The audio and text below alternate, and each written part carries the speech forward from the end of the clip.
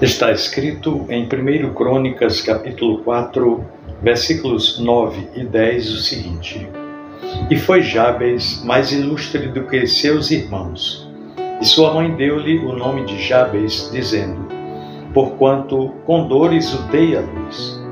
Porque Jabes invocou o Deus de Israel, dizendo: Se me abençoares muitíssimo e meus termos ampliares, e a tua mão for comigo e fizeres que do mal não seja afligido, e Deus lhe concedeu o que ele tinha pedido.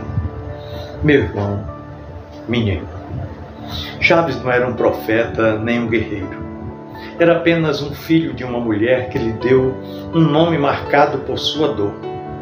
Seu nome Jabes literalmente significava sofrimento. E esse era o rótulo que carregava desde o seu nascimento.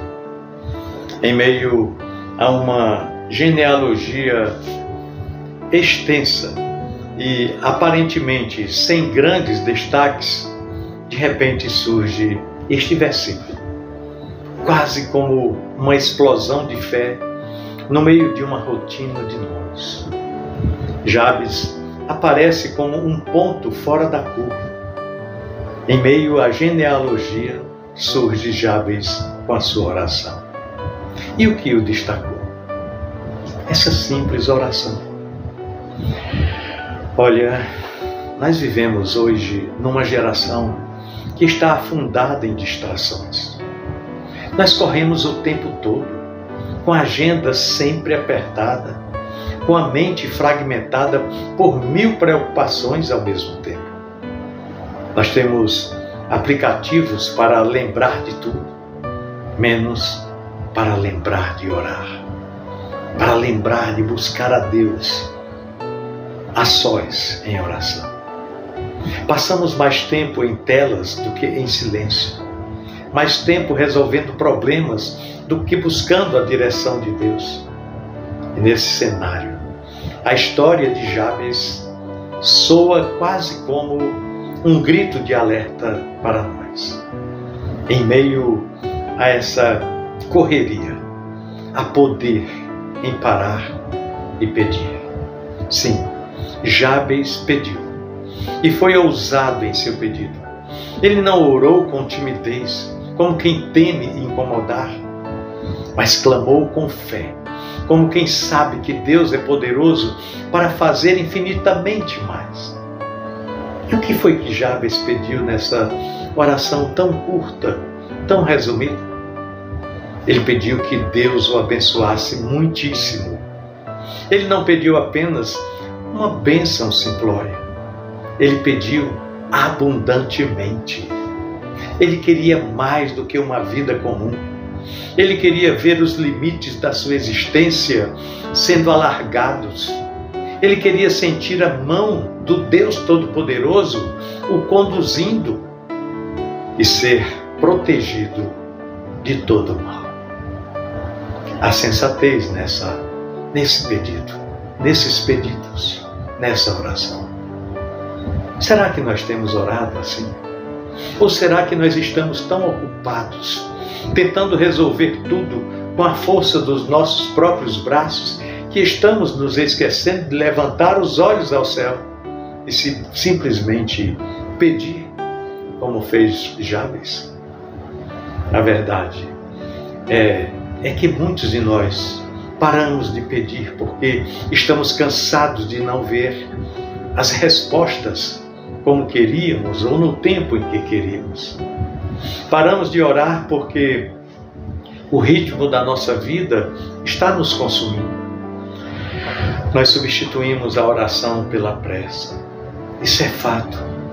Substituímos a fé pela ansiedade e a esperança pela rotina. Mas Jabes nos lembra que não importa o que a vida colocou como rótulo sobre nós. Dor, fracasso, escassez, medo. Deus pode reescrever qualquer história.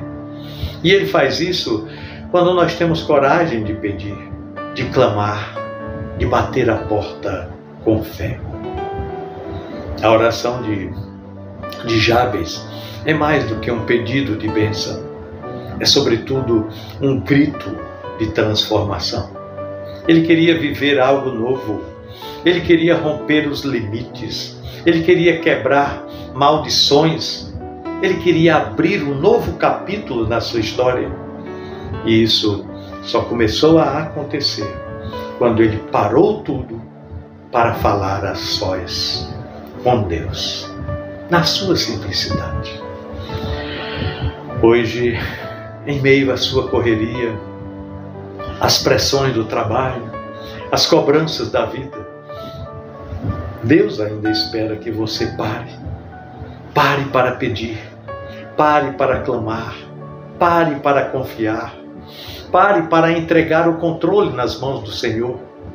Porque a bênção que você precisa não está na sua performance, nem no seu esforço, nem no reconhecimento das pessoas em relação a você, mas está na mão de Deus. Jabes pediu que a mão do Senhor estivesse com ele, e essa é a maior de todas as bênçãos que alguém pode obter da vida. Porque com a mão de Deus sobre nós, o que era impossível se torna caminho aberto. O que era dor se torna em testemunho. O que era limite se torna ponto de partida.